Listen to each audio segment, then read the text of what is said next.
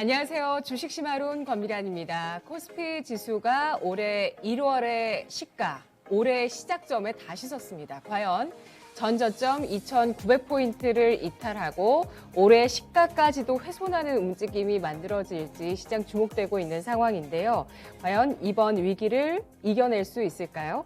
하이투자증권은 당분간 코로나 변이 바이러스 오미크론 뉴스와 글로벌 경기의 우려, 또 통화정책의 타이트닝, 긴축 정책에 대한 우려감, 이 세 가지 것들이 시장을 또 내리누르는 악재가 될 것이라고 보고 있으면서 악재가 노출될 때 일시적으로 2,900포인트를 이탈할 수도 있겠다고 진단했습니다. 하지만 선제적으로 상당폭 조정을 받은 코스피 지수가 쉽게 크게 오르지는 못하더라도 또 떨어질 땐 그래도 또 빠졌던 만큼 잘 버텨내줄 수 있을 것이다라고 전망하기도 하는데요. 저가 매수의 시점, 그게 또 관건이 되겠죠. 그 시점은 원달러 환율 1,200원 선 상향 돌파대로 잡아보자는 전략을 세우고 있습니다. 자, 오늘 시장의 흐름 흔들림이 큰데요. 오늘 장을 이해할 수 있는 주제를 지금 마련했습니다. 화면 보시죠. 오미크론 확산세 대응 전략은? 시장의 또 돌발 변수로 코로나 변이 바이러스가 떠오르고 있습니다. 오미크론의 불확실성으로 인한 시장의 하락세, 그 대응 전략 지금부터 함께 보도록 하겠습니다. 오늘 메리츠증권 광화문 금융센터 이희권 지점장입니다. 어서 오십시오. 네, 안녕하세요. 안녕하세요. 코로나가 장기화되고 있습니다. 5차 재확산이라는 얘기까지 나오다가 유럽에서는 계속 좀 확진자가 늘고 있다. 위드 코로나로 마스크를 안 해서 좀 많이 감염되고 있다. 이런 얘기가 들리다가 오미크론 소식이 나오고 있습니다. 델타 변이 때와 좀 비교를 해보자면 올 여름에 델타 변이로 또 확진자가 늘었었거든요. 그때와 비교를 해보자면 지금 어떨까요? 네.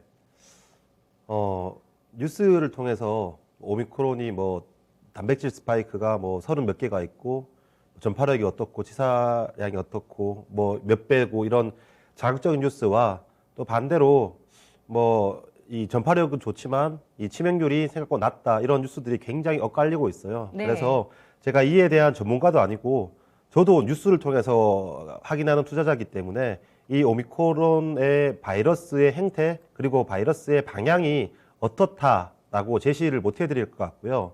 다만 우리가 주식을 가지고 있는 입장에서 또는 현금을 가지고 있는 입장에서 어떻게 대응을 해야 될까를 중점적으로 살펴보겠습니다.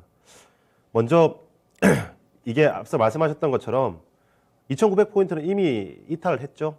근데 2,800포인트를 이탈을 한다, 2,700포인트 이탈을 한다, 이 점쟁이처럼 딱 수치를 찍는 것보다 이게 일시적인 조정이냐 또는 추세 하락의 시작이냐, 그 판단이 가장 중요할 것 같아요. 조금 더 직관적인 질문을 드려보면 지금 뉴스 플로어들은 과거 델타 변이 때도 마찬가지였습니다. 더 난리였거든요. 근데 그 델타 변이 때 주식을 매도하신 분, 지금까지 매수하지 않으셨던 투자자가 있다면 그때의 매도 대응은 잘한 것일까요? 못한 것일까요?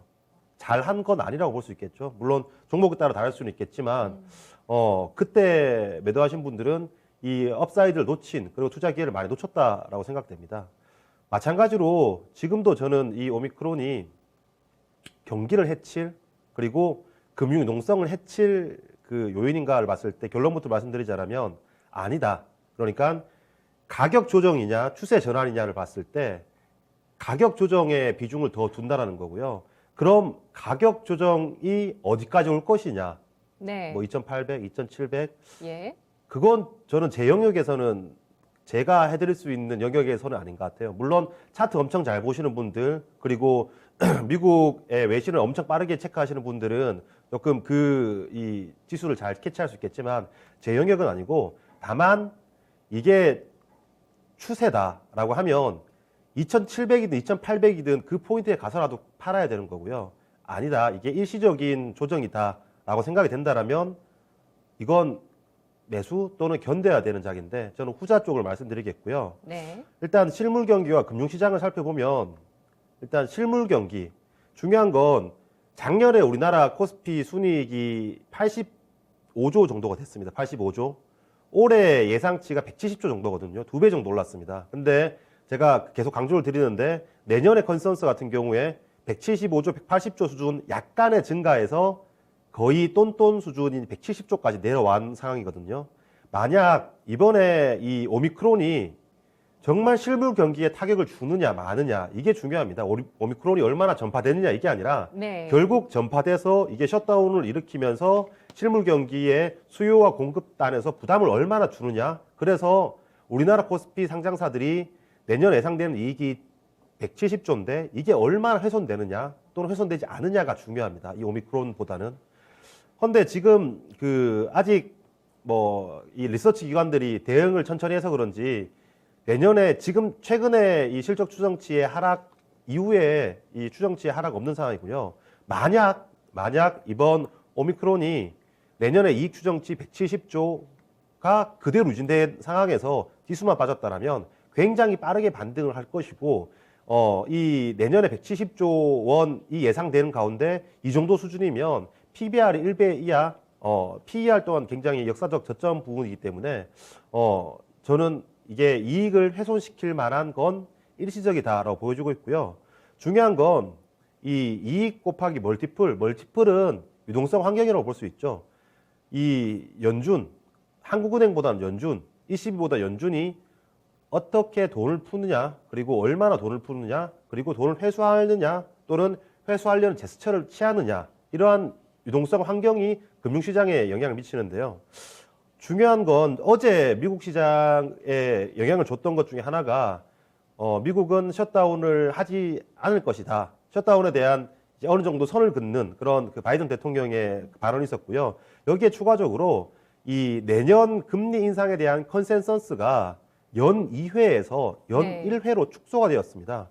저는 이건 유동성을 더 푼다라는 의미보다 지금 시장이 생각하는 건 테이퍼링을 늦추고 있죠.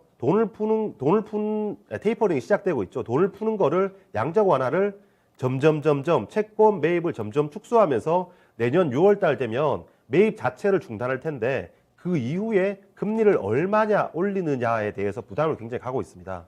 일단 푸는 돈을 축소한다는 것 자체가 시장에 돈을 풀기는 풀다는 거거든요. 근데 이 시장의 컨센서스가 연 2회 인상에서 연 1회 인상으로 갔다라는 것은 그만큼 금리 인상에 대해서 선을 긋는다. 그리고 금리 인상에 대해서 반대로 생각한다라고 볼 수 있거든요. 이는 유동성적인 차원에서 시장의 불리한 요소가 아니라 오히려 유리한 요소라고 볼 수 있습니다.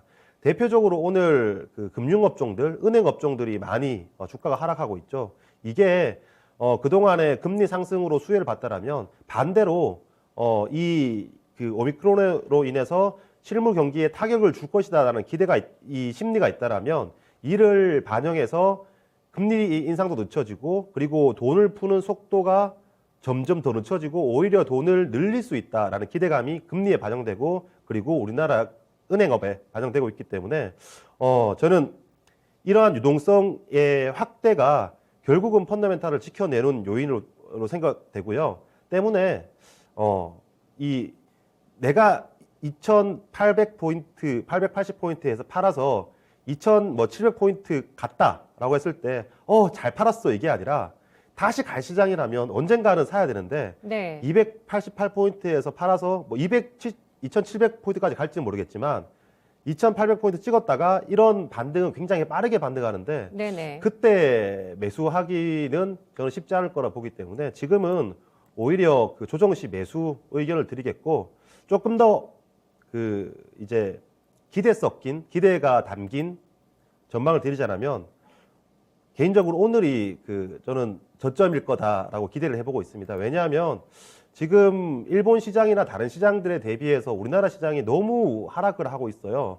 금요일에 우리 시장이 오미크론에 대해서 가장 먼저 반응을 했고요. 그리고 어제의 반등, 나스닥 선물의 반등 또한 반영을 못했고 그리고 어제 나스닥 지수와 미국 지수의 반등도 오전장에 반응하고 지금 다 흘러내리는 상황입니다. 일본은 뭐 선진국 지수고 우리는 선진국 지수가 아니잖아요. 이렇게 얘기할 수 있는데 그건 이 채권, 안전자산을 비교해 봤을 때 채권의 흐름이기 때문에 일본이 저렇게 올라가는데 우리가 빠진다라는 건 저는 이해가 안 되고요. 그렇다면 우리나라만의 이슈, 오늘 MSCI 리밸런싱이 있거든요. 이에 대한 수급적인 영향이 아닌가. 지금 미국 선물 그리고 외국인들의 매매를 봐서도 저는 과하게 빠진다라고 보여지기 때문에 조금 제 기대를 담자라면 오늘 이 저점이길 기대해 보겠습니다. 네, 알겠습니다. 시장이 집중하던 인플레이션과 금리 인상, 이달 말부터 시행된 테이퍼링 이후에 나타날 금리 인상, 그리고 또 이달 들어서 들어오기 시작했었던 외국인의 저점 매수세, 이러한 것들이 금리 인상을 내년도에 단행을 하게 되거나 테이퍼링을 시행한 이후에 달러화가 일단 단기 고점을 형성하고 나서 좀 달러화가 완화되고 강세가 완화되면서 외국인이 좀 들어오는 그러한 것에 대해서 좀 집중하던 시장이었는데 이 모든 것들이 이제 다 흐트러졌습니다. 다시 한번 코로나 확산에 대해서 주목하는 시장, 여기에 공포감마저 느끼는 시장이 됐는데요. 현재 오미크론 여전히 불확실성이 남아있는 상황이긴 하지만 판단했을 때 실물 경기에 타격을 줄 만한 이슈는 아닐 것이다라고 판단을 하고 있습니다. 따라서 지금은 일시적인 가격 조정 이후에 빠른 V자의 반등 가능성도 내포하고 있는 시장이다라고 판단을 하고 있는데요. 현재 이런 코로나 확산이 계속된다면 유동성 환경 좋을 것이고 그렇다면 다시 한번 우리가 코로나 확산 수혜주, 유동성 장세 수혜주 이런 쪽으로 좀 옮겨가야 될 것인지 섹터에 대한 전략도 굉장히 중요해질 것 같습니다. 자, 단도직입적으로 오늘장이 MSCI 리밸런싱 가능성도 있기 때문에 단기 저점일 가능성이 있다라고 하셨는데요. 그렇다면 지금 주식 비중을 늘려야 할 때일까요? 아니면 줄여야 될 때일까요? 섹터 전략 세워주시죠. 늘려야 할 때라고 생각하고요. 네. 코로나, 그러니까 뭐 델타라든가 오미크론, 코로나 변수는 이제 더 이상 신선한 악재가 아닌 것 같아요. 이 호재도 예를 들어서 1회 효과가 있다면 이게 주가에 더욱더 반영되기 위해서는 다음 호재는 2회 효과가 있어야 되고 다음 호재는 3회 효과가 있어야지만 미래를 먹고 살고 주가는 올라가거든요. 악재도 마찬가지인데 지난번 델타 때도 그렇고 지금도 그렇고 너무 그 해먹은 악재가 아닌가. 그래서 저는 그걸 반영하는 게 이 키트 관련 종목들, 시젠과 같은 종목들이라고 생각합니다. 왜냐하면 그 델타 때보다 그 상승폭보다 지금의 상승폭은 더 둔화되고 여기로 오는 거래량 자체가 이 과거 코로나만큼 오지가 않거든요. 이는 이미 투자자들 그리고 또 이를 매매해 본 분들의 학습 효과가 빠르게 나타나고 있다는 거고요. 이게 지금 지수적으로 안 나타나고 있지만 이 심리는 안 좋을 때 더 안 좋아 보이고 주가가 안 좋을 때 더 안 좋아 보이고 주가가 올라가면 더 좋아 보이는 그런 심리가 반영되는 거기 때문에 이게 조금만 반대 현상이 나타난다라면 저는 이 낡은 악재에 대해서 빠르게 시장이 벗어나지 않을까라고 생각되고 있고요. 우리나라의 수급적인 부담은 어제도 그렇죠. 잘 반등하다가 오후장 돼서 하락했는데 2시 정도가 되면 스탁론의 반대 매매가 나옵니다. 그 스탁론 반대 매매 자체가 레버리지를 과하게 쓴 사람들이 어쩔 수 없이 매도해야 되는 것들이 자동적으로 매도가 나와서 오후장에 더욱더 시장에 부담을 주는데 결국 이러한 것도 저는 일시적이라고 보고 있고요. 그럼 결국 과거에 다시 돌아가서 과거의 이 델타 변이나 또는 코로나 확산 시기 때 또는 금리가 인상이 아닌 유동성 확대 시기 때 어떠한 종목들이 유리했냐? 성장주들이 유리했죠. 지금 어제 장과 오늘 장 그리고 금요일 장 단 3일만 보더라도 이 금요일 장 같은 경우도 성장주들은 계속 강한 모습 보였습니다. 밀리더라도 계속 반등하려고 했고 그리고 빠질 때 덜 빠지고 근데 가치주 같은 경우에는 싸지만 더 싼 구간으로 밀릴 때 같이 밀리고 분봉상 반등을 할 때 같이 반등을 못하는 그런 움직임이 있었어요. 어제도 마찬가지였고요. 오늘도 마찬가지였어요. 이는 시장이 수급적으로 힌트를 준다고 생각하거든요. 빠질 때 최대한 저항이 있고 그리고 오를 때 가장 먼저 튀어 올라가는 그런 섹터가 지금 성장주인데 저는 이러한 금리 인상에 대한 부담 그리고 유동성 확대 그간의 성장주가 올해 상반기에 제약을 받았던 이유는 금리가 계속 올라갔기 때문에 가치주 시크릿컬이라고 하는 가치주들이 올라가서 그런 상황인데 지금 반대가 되고 있는 상황입니다. 그리고 상식적으로 생각해 보더라도 오미크론이 확대돼. 그럼 조금 더 심리적으로 폐쇄, 격리에 대한 이슈가 나타날 거거든요. 그럼 폐쇄, 격리, 과거를 돌이켜보면 언택트라는 수요가 있었죠. 언택트의 대표적인 종목들이 네이버, 카카오, 그리고 도전 비주얼이었습니다. 상반기 그리고 작년을 돌이켜 본다면. 근데 지금은 그 폐쇄와 격리에 대한 이슈, 컨택트에 대한 수요가 메타버스 쪽으로 몰린다고 보고 있고요. 어제와 오늘 그리고 금요일 같은 경우에 메타버스 관련된 종목들은 높게 있지만, 주가가 높게 있지만 빠질 때 덜 빠지고 오를 때 강하게 올라가는, 조금만 시장이 이제 바닥을 잡으려고 하는 모습 보이면 신고가 종목이 나타나는 섹터였고요. 반대로 밑에 있는 종목들은 정말 밑에 있지만 차트상으로 내가 손이 가기는 쉽지만 빠질 때 더 빠지고 올라올 때 반등을 못하는 그런 모습 보여주었습니다. 때문에 이런 구간에서 메타버스 성장주 쪽에서 고점에서 조정을 10%, 15%씩 받은 그 종목들은 이게 섹터가 꺾여서 조정을 받았다기보다는 시장 때문에 조정을 받은 종목이기 때문에 이런 종목들에 대해서 저는 그 매수 의견 유지했고요. 대표적으로 이 게임빌 오늘 신고가를 보였죠. 위메이드 맥스 신고가를 보였고요. 네. 네오이즈 홀딩스 또한 신고가를 보였습니다. 엊그제 금요일 그리고 어제 시장이 하락함에도 불구하고 오늘 오전장 같이 조금만 숨통을 트여줘도 신고가를 가는 종목이 있다는 것은 시장이 안정화됐을 때 더욱더 세게 수급이 들어올 수 있다는 부분이기 때문에 여전히 이 성장주와 그리고 메타버스, NFT에 관련된 종목들 그 10월 거래량이었나요? 11월 거래량이었나요? 제가 정확히 기억이 안 나는데 그 업비트의 거래량이 다시 한 번 더 그 MOM 그러니까 월간 거래량을 훨씬 뛰어넘었죠. 이쪽으로 계속 돈이 몰린다는 거고요. 제가 제 개인적으로 생각해 보건데 네. 그 항상 이쯤 되면 그 대선을 치르기 1년 전, 6개월 전쯤이 되면 대선 테마주들이 굉장히 기세 난리를 부립니다. 1년 6개월 전부터 한 6개월 전까지. 그리고 이렇게 본격적으로 이 두 명이 선정이 되면 정책에 의해서 난리가 납니다. 이 대선 테마주들이. 그래서 대선 테마주를 주의하라는 그런 금융당국의 경고가 있더라도 주가는 빠지더라도 하루 이틀 만에 다시 올라가는 항상 그런 패턴이었거든요. 근데 지금 대선 종목들 굉장히 조용하잖아요. 네. 바이오 종목들 굉장히 조용하거든요. 이런 그 삼성전자를 현대차를 매매하시는 분들이랑 대선주들을 매매하시는 분들은 성향 자체가 다릅니다. 삼성전자, 현대차는 계속 매매할 거고요. 대선주를 매매하는 이런 자금들은 제 생각에 대부분 또는 어느 정도 비트코인 또는 코인 쪽에 가 있으리라고 생각하고요. 그 코인이 워낙 이 대선주와 바이오 같은 종목들의 성향을 흡수하기 때문에 수급적 이동이 있었다고 볼 수 있습니다. 이는 그쪽에 돈이 몰리고 거래량이 몰린다는 것은 그를 기본으로 한 업종은 실적도 늘어날 뿐만 아니라 밸류에이션을 더욱더 증가시켜줘야 되기 때문에 제가 오늘 신고가를 가고 있는 꼭대기에 있는 게임빌, 위메이드, 네오위즈 홀딩스 이런 종목들을 사자라는 게 아니라 제가 펀더멘탈적으로도 느리지만 꾸준히 갈 수 있는 하이브, NC소프트, 크래프톤, 다날, 서울옥션 같은 종목을 말씀드리겠습니다. 대표적으로 하이브는 제가 말씀드리고 계속 주가가 올랐는데 최근에 이제 10%, 11% 정도 조정을 받았어요. 그 메타버스 ETF 제가 그 참고 뉴스를 준비했는데 메타버스 ETF에 6주 만에 1조 원 가량의 돈이 몰렸습니다. 6주 맞나요?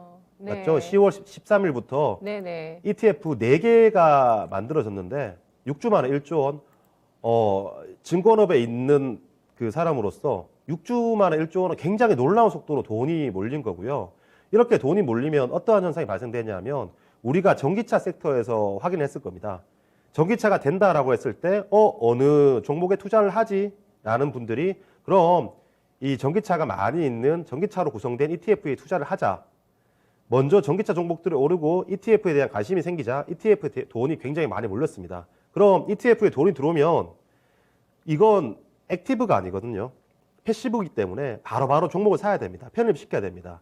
액티브 같은 경우에는 내가 이게 괴리율이 크다, 좀 과하다 싶으면 기다렸다가 이 펀드 매니저의 운영 판단에 들어갈 수 있지만 패시브 같은 경우에는 바로바로 사야 되거든요. 너무 내가 과하다고 생각되더라도 바로바로 집행을 해야 됩니다. 이는 돈이 들어오면 들어올수록 돈을 쌓아놓는 게 아니라 다 ETF에 포함된 종목을 사야 된다는 거거든요. 이런 사야 된다는 것은 그 종목에 들어간 이 시세를 올릴 수밖에 없는 것이고 시세가 올라간다는 것은 이 ETF에 대한 매력도가 개인들이 봤을 때 더욱더 커질 수밖에 없는 상황입니다. 이는 ETF의 선순환 구조인데요. 저는 굉장히 미국처럼 이는 좀 우호적인 환경이라고 생각하고 6주 만에 1조 원이 들어왔다는 건 굉장히 빠른 속도입니다. 이는 향후에도 메타버스에 자금을 빨아들이는 속도는 더욱더 커질 수밖에 없는 것이고 이 ETF, 4개 ETF 중에서 1, 2위를 차지하는 종목이 하이브입니다. 그렇기 때문에 저는 하이브에 대한 꾸준한 매수 의견 유지하겠습니다. 네, 알겠습니다. 대선 내년 3월인데요. 대선을 앞두고 지금 시장에 큰 정책주가 움직이지 않고 있습니다. 약간 꿈틀거리긴 했죠. 뭐 교육이라든지 일자리, 원전 등등이 꿈틀거리긴 했지만 큰 시세가 나오지 않는다는 점에서 이러한 자금들이 코인 시장으로 이동했을 가능성에 대해서도 염두에 두고 있는 상황입니다. 바로 어제 또 여야 정치권이 가상자산에 대해서 과세하는 내년부터 과세하는 안에 대해서 1년 유예했습니다. 그래서 내후년부터 가상자산, 암호화폐 쪽에 대한 과세가 시행될 예정이고요. 지금 가상자산 거래를 통한 소득을 기타 소득이라고 해서 연 250만 원 이상의 수익에 대해서는 양도차익 20% 세금을 부과하기로 했는데 이것을 1년 연장했습니다. 2030 코인 민심을 잡기 위해서가 아니냐 이런 얘기가 나올 정도였는데요. 이 같은 움직임들 좀 계속 이어질 것으로 예상을 하면서 대선 관련한 흐름은 또 코인 시장, 또 국내 코인 시장을 통해서 한번 좀 살펴보면 좋을 것 같습니다. 그리고 성장주에 대해서 유망할 가능성에 대해서 계속 내다보고 있고요. 메타버스 관련주 늘 꾸준하게 이 시간을 통해서 결국 결론은 뭐 하이브, NC소프트 이런 메타버스의 종목 쪽으로 좀 나오고 있는데요. 그 외에도 크래프톤, 다날, 서울옥션 등에 대해서도 관심 있게 볼만한 종목으로 정리를 해주셨습니다. 지금 채팅창에 좀 궁금해하시는 부분들이 있는데요. 살펴보도록 할게요. 조금 전에 지수가 장중 또 저점을 깨는 움직임이 나타났습니다. 지금 나오고 있습니다. 2860선이 깨지고 있습니다. 현재 코스피 올해 1월에 시가를 깨면서 2860선 아래로 밀려나고 있고요. 현재 코스피가 1.78%까지 하락세를 띠고 있는 모습 보여주고 있습니다. 양평타짜님께서 방송 중에 마음은 편안해지는데 시장은 더 빠지네요 라고 하셨고요. 마그마님께서 궁금해하신 부분이 있는데요. 내년 이익 전망치를 몇 개월 동안 리포팅을 왜 안 하는 걸까요? 라고 질문을 주셨거든요. 보통 지금부터 이제 한 달, 아마 거의 다 됐을 겁니다. 내년 전망은 11월 달에 마무리를 하죠. 이제 11월에 각 하우스별 전망치라는 거는 내년에 이익 곱하기 우리나라의 멀티플을 얼마 줘야 되기 때문에 적정 지수는 얼마다는 것을 이제 알려주는 발간을 하는데 아마 12월 초에 발간할 것 같고요. 그 12월 초에 따라서 이제 이익 추정치가 변동이 될 거라고 보여집니다. 그런데 이미 하우스별로 이익 추정치 산출이 끝났을 텐데 과연 어떤 하우스가 이 추정치가 다 집계가 됐을 때 새로 나온 변수를 적용시킬까를 봤을 때 저는 적용시키는 쪽보다는 안 지키는 쪽이 많을 거라고 보여집니다. 네. 그러면은 추가 하향은 가능성이 적다는 지금 말씀이시죠? 이미 그 내년에 이익 전망치가 170조, 180조 수준에서 170조로 떨어졌어요. 예. 제가 얘기하는 거는 170조에서 160조 이런 수준으로 떨어지는 게 아니라 지금 시장의 급락이 마치 170조에서 120조, 110조 이렇게 떨어지는 걸 반영을 하고 있거든요. 이렇게 떨어질 거라고 예상을 하고 지금 지수가 반영을 하고 있어요. 근데 만약 그게 아니다면, 만약에 그게 정말 저희가 미리 예측을 하기보다는 결국 대응이니까 반도체도 그렇고 자동차도 그렇고 철강도 그렇고 2차 전지도 그렇고 성장하는 쪽도 그렇고 다 집계를 해보니 예상 이익이 100조네? 100조? 그러면 내가 지금 이 2700포인트, 2800포인트라도 팔아야 되는 거예요. 이 중요한 건 주가 레벨보다 이 이익 전망치가 높게 있냐 낮게 있냐인데 지금은 이익 전망치의 하향 속도 이미 하향했고 주가가 반영하고 있었는데 이거를 그보다 더 빨리 주가가 반영했기 때문에 너무 과도한 구간이라고 판단되기 때문에 저는 여기서 이렇게 주가가 빠진 것만큼 실적 추정치가 감익되리라고는 그리고 멀티플을 조정할 이동성 환경이 금리 오미크론이 퍼지지만 연준이 우리가 계획했던 대로 2회 그대로 올릴 거야. 또는 우리가 돈을 흡수하는 속도를 더 빨리 가져갈 거야. 이는 쉽지 않을 것으로 보여집니다. 네, 외국인의 코스닥 매도가 더 가파르게 나타나고 있습니다. 2,202억 원어치 코스닥 팔고 있고요. 또 현물, 선물 모두 매도를 하고 있는데요. 마그마님께서 외국인이 저렇게 툭 민다고 확 툭 떨어져 버리는 게 참 장이 비실비실한 것 같다라고 글을 남겨주셨고요. 정말 심리가 좋지 않다는 걸 우리 채팅창을 통해서도 느끼게 됩니다. 마감 때나 좀 봐야 되겠어요. 오렌지님께서 에잉 차마 눈 뜨고는 못 보겠네요 라고 하셨고요. 양평타짜님께서 올해 연봉 음봉이 나오는데 정말 희망적일까요? 라고 또 글을 남겨주셨습니다. 네. 그 델타 때도 이랬습니다. 델타 때도. 뭐 이게 제가 계속 델타라고 비교를 드리지만 네. 주식을 기대 수익을 높이려면 오를 때 사기보다는 빠질 때 사야지 더 기대 수익이 높죠. 그리고 맞습니다. 오를 때는 다 오른다고 얘기해요. 그리고 오를 때 사면 버틸 수 있는 힘도 없습니다. 제가 첫 2, 3개월 전에 첫 방송을 했을 때 그때 굉장히 안 좋은 뷰를 드렸어요. 지수 하락의 뷰를 드렸습니다. 예. 왜냐하면 그 이후로 2,900 갔었어요. 네. 3,000 위에서. 금리 인상이 되게 부담스럽다. 예, 예. 네.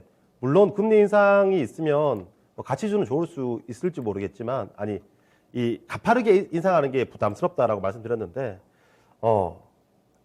지금 구간에서는 오히려 그때의 뷰가 반대의 뷰가 펼쳐지고 있습니다. 때문에 저는 지나고 보면 그때 살 걸 하는 구간이 지금 구간이었다고 생각되고 있고요. 이 외국인들이 2천억 매도의 이 정도 하락은 좀 가하지 않나 개인적으로 생각해 봅니다.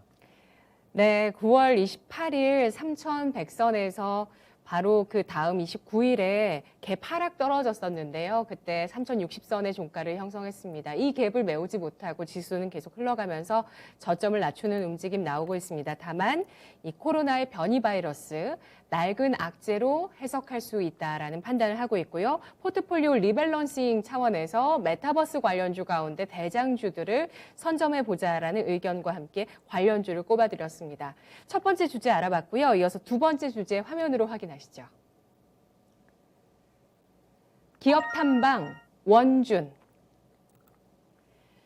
네, 앞서서 또 기업 탐방 노바텍이었죠. 네. 예, 기업 탐방 해주시고 나서 노바텍이 11월에 흐름이 굉장히 좋았습니다. 네, 그러고 23일을 고점으로 해서 최근에 배터리주 조정과 함께 좀 조정을 받고 있는 상황이고요. 오늘 또 기업 탐방 종목도 배터리 장비주예요. 그렇죠? 네. 네, 원주는 어떤 기업일까요? 일단 기업을 말씀드리기 전에 제가 기업 탐방을 소개시켜 드리는 거는 지금 사세요 이게 아니라 예. 지금 좋아요 이게 아니라 네. 제가 여러 기업 탐방을 다니는데 그 중에서 이건 그 시장에서 이 부분에 대해서 잘 모르고 있는 것 같은데 또는 이 기업은 정말 열심히 하고 있는데 조금 이 기업에 대해서 자세히 설명시켜 줄 필요가 있는데 또는 이 기업은 저평가되어 있는데 라고 할 때 말씀드리는 겁니다. 때문에 당장 사라는 게 아니고요. 저평가되어 있는 종목들은 많습니다. 하지만 저평가가 해소되기 위한 무언가의 트리거가 필요하고 또는 패션이 굉장히 중요해요. 똑같은 실적을 벌더라도 이 패션 이 흐름이 트렌드에 있는 산업 같은 경우에 더욱더 멀티플을 많이 받고 그게 아닐 때는 조명을 못 받고 있거든요. 때문에 그러한 것들을 다 종합해서 주가가 오르고 내리기 때문에 이는 제가 그 매수 추천이라기보다는 제가 공부해 보니 탐방을 가보니 굉장히 알짜배기 기업이다. 그러니까 같이 공부를 해보고 우리가 올라갈 때보다는 빠질 때 기회를 줄 때 조금씩 함께 호흡해보자. 공부를 해보고 그게 맞다라면 그런 차원에서 제가 기업 탐방 간 종목들 설명을 드리고 있고요. 지지난주에 말씀드렸던 노바텍 같은 경우에는 네. 워낙 너무 타이밍이 좋아서 그런 현상이 있었는데 그 매수 추천은 먼저 아니라고 말씀드리겠습니다. 기업 소개를 말씀드리면 2차 전지 열처리 솔루션 업체입니다. 그러니까 장비 업체인데 제가 운전 중에 찍은 사진이에요. 운전 중이 아니라 그 대기 중에 찍은 사진이에요. 멋있게 찍으셨어요. 제가 그 회사 안에서 대표이사님하고 미팅을 했었는데 회사 안에서는 이제 아무래도 그 사진 촬영이 금지되다 보니 밖에서 이제 찍은 외부 상황인데 동사는 열 처리 그러니까 이 장비 반도체 장비도 그렇고 디스플레이 장비도 그렇고 반도체나 디스플레이를 만드는 장비거든요. 근데 이 동사 같은 경우에는 2차 전지를 만드는 장비가 아니라 뭐 양극재, 음극재, 뭐 분리막 를 해서 전지를 만드는 장비가 아니라 소재, 2차 전지 안에 들어가는 소재를 만드는 장비 업체입니다. 열 처리 업체인데 쉽게 얘기해서 그 우리가 뭐 양극재라고 하는 것들은 이 양극재라는 활성화 물질인데 이 활성화 물질을 만들기 위해서 원재료를 가열을 해요. 이 열 처리를 합니다. 원재료는 그냥 단순한 그 재료인데 여기에 열 처리를 통해서 활물질로 전환시키는 장비, 소재를 만드는데 가장 중요한 공정을 담당하는 장비를 납품하고 있어요. 우리가 알고 있는 소재 업체들, 뭐 저기 에코프로 BM, 그리고 뭐 포스코 케미칼, 뭐 대다수 그냥 우리가 알고 있는 소재 업체들 대부분이 열 처리를 필요하고 이 열 처리에 이 필수적인 MS가 높은 그런 장비를 납품하고 있고요. 대표적으로 하이니켈 같은 경우는 삼원계 이 양극재를 얘기하죠. 삼원계 양극재에서는 굉장히 50% 이상의 높은 MS 마켓 쉐어를 유지하고 있습니다. 이게 동사가 그 30%, 35% 가까운 영업 이익률을 기록하는 비결이고요. 보통 장비업체 같은 경우에는 장비가 나갈 때마다 CR이라고 하죠. 단가 인하 압력이 있습니다. 근데 이 단가 인하 압력이 없는 이유가 과점적인 MS를 유지하고 그만큼 기술 경쟁력이 있기 때문에 그런 OPM을 유지하고 있는 거고요. 쉽게 얘기해서 과정적인 MS를 유지하고 있다는 건 이 시장이 커지면 커질수록 똑같이 수혜를 누린다는 겁니다. 네. 지금 에코프로 BM이라든가 소재 업체들 PER이 당장 내년 PER을 봤을 때는 50배씩 됩니다. 하지만 증설을 감안했을 때 22년, 23년, 24년, 25년까지 이익을 당겨서 지금 그 소재 업체들의 상승세가 이루어지고 있죠. 이는 이익을 당겨 쓴다는 것은 22년, 23년, 24년 증설은 계속 이어진다는 것이고요. 증설이 이어진다는 것은 이 장비의 입고가 늘어난다는 것입니다. 이는 단연 원준과 같은 기업들의 장비 업체들의 장비 수주가 늘어날 수밖에 없는 환경이고요. 양극재 시장은 커지면 커질수록 동사의 이 수주도 늘어난다라고 생각하시면 되고 중요한 건 양극재 시장 같은 경우에는 이미 잡은 물고기다라고 저는 생각하고 있습니다. 추가적으로 무기가 필요한데 이는 음극재 열처리 장비거든요. 네. 음극재 열처리 장비 같은 경우에 이미 작년에 우리나라에서 유일하게 국산화에 성공했기 때문에 향후에 음극재에 대한 시장이 조금씩 열릴수록 양극재와 비슷한 시장이 될수록 동사의 이익은 시장 확대와 함께 늘어난다라고 판단됩니다. 네, 그렇군요. 좋은 소식이 많습니다. 원준이라는 기업, 뭐 이미 이 기업을 발굴하신 분, 뭐 상장한 지 얼마 안 됐거든요. 상장했을 때 주목하셨던 분이라면 워낙 마진도 좋고 실적도 성장하고 있는 기업이라는 것을 파악하고 계실 겁니다. 그런데 이 기업 같은 경우는 일단 양극재 소재 기업의 성장과 동반해서 성장하는 기업이고요. 양극재를 가공하는 장비, 열처리 장비를 생산하고 있고요. 여기에 플러스로 음극재 열처리 장비의 국산화까지 성공한 기업입니다. 상장한 지 얼마 안 되었기 때문에 모르시는 분들이 더 많으실까요? 네, 네. 그렇게 보여지고 있고요. 지금 2차 전지가 사실 좋아지면 예. 셀 업체도 좋아져야 될 거고 소재 업체도 좋아질 될 거고 장비 업체도 좋아져야 될 건데 지금 2차 전지가 좋아지는데 그 수혜를 소재 업체들만 누리고 있습니다. 지금 SK 이노베이션 같은 경우에는 뭐 신저가를 가고 있는 상황이죠. 뭐 이는 코스피, 코스닥 이런 대형주, 중소형주에 대한 뭐 수급적인 뭐 변화도 있어서 이러한 현상이 나타나는데 아무래도 지금은 이 셀이나 장비보다는 소재 업체에 대해서만 포커스가 맞춰져 있기 때문에 네. 이러한 현상들이 발생된다고 보여지고 그럼 이게 영원할 거냐? 주식시장에서 영원한 건 없죠. 때문에 저는 셀 업체들이 비싸다 이게 안 간다가 아니라 소재 업체들이 비싸다 안 간다가 아니라 이 소재 업체는 소재 업체 나름대로 영역이 있고 이 영역이 확대된다라면 당연히 이 셀 업체라든가 장비 업체도 이 스포트라이트를 받을 수 있다고 생각됩니다.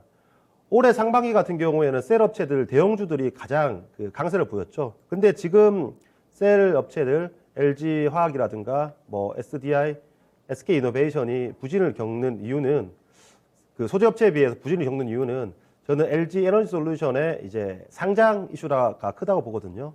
내년 1월 달에 상장하게 되죠. 그러면 네. 그 전을 기점으로 많이 빠진 셀 업체들은 오히려 이 LG 에너지 솔루션과 비교하는, 그리고 다시 한 번 더 수급이 주목이 되는 그러한 시기가 오지 않을까라고 생각되고, 좋은 걸 무조건 좋다, 그리고 나쁜 걸 무조건 나쁘다라고 생각하면 시장이 조금이라도 바뀌었을 때 기회를 잃어버리기 때문에 새로운 스터디와 집중, 그리고 이 대비를 하고 있다라는 차원에서 말씀드리는 거고요. 장비 업체 PNT 같은 경우에 지금 신고가를 계속 보이고 있습니다. 때문에 네. 저는 이 시장이 안정화되면 이 소재에서 장비로 넘어오는 사이클이 결국은 있을 거라고 보여지는데, 항상 뭐 반도체 사이클에도 마찬가지였습니다. 반도체 사이클에서도 하나 머티리얼즈, 원익 QNC 같은 소재의 사이클이 있으면 유진테크라든가 PSK 테스 같은 장비 사이클이 있었습니다. 때문에 소재와 장비, 붕어빵 만드는 기계와 밀가루는 계속 연동되기 때문에 네. 이를 떼낼 수는 없다고 생각되고, 이는 장비 업체가 나쁘고 소재 업체가 좋다가 아니라 유행, 시장의 패션의 일부다라고 생각되고요. 이런 유행이 왔을 때 이 기업이 정말 잘할 수 있냐?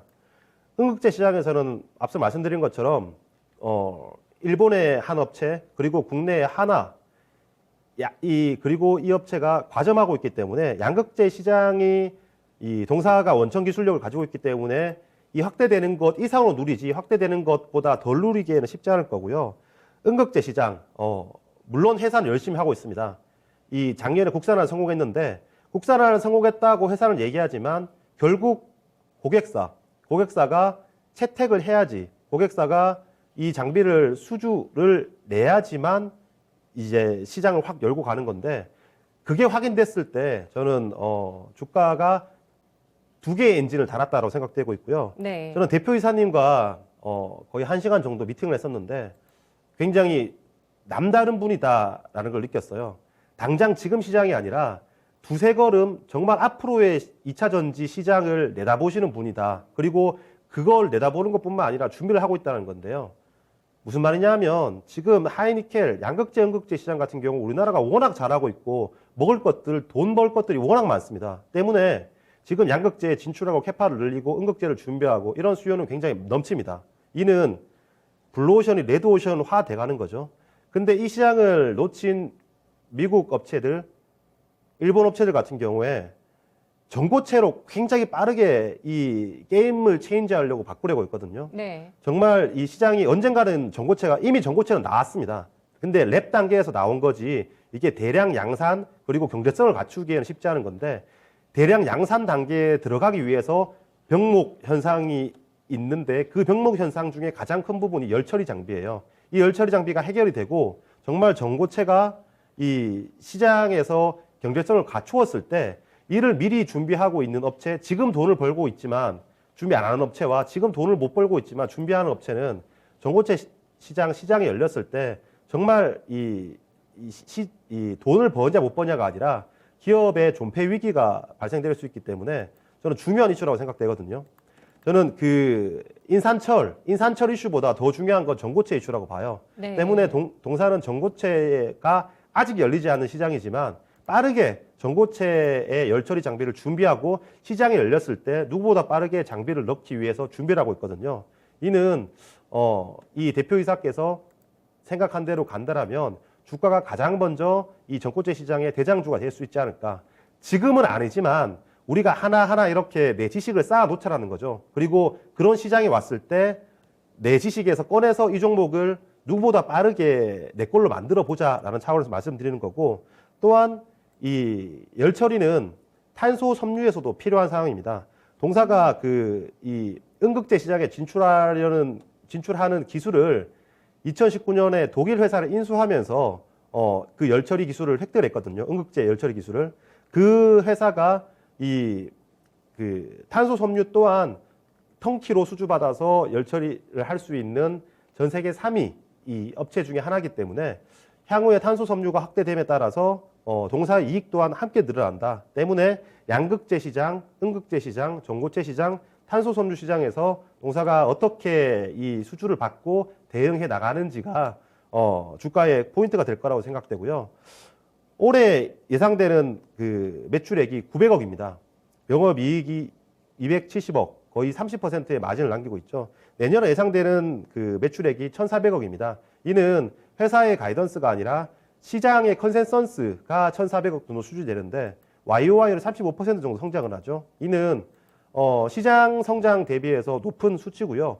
그렇다면 이 이익 대비해서 매크로 변수가 없을 때 주가의 하방보다는 상방이 많다라고 보여지는데 최근에 이 주가가 흘러내리는 이유는 상장 이후에 이 오버행 이슈 그리고 상장되기 이전에 가지고 있었던 VC들의 오버행 물량이 25만 주가 일시적으로 나와서 주가가 훼손된 거고 수급적으로는 훼손된 부분이 있지만 펀더멘탈적으로는 전혀 훼손된 부분이 없다라는 것을 강조드리겠습니다.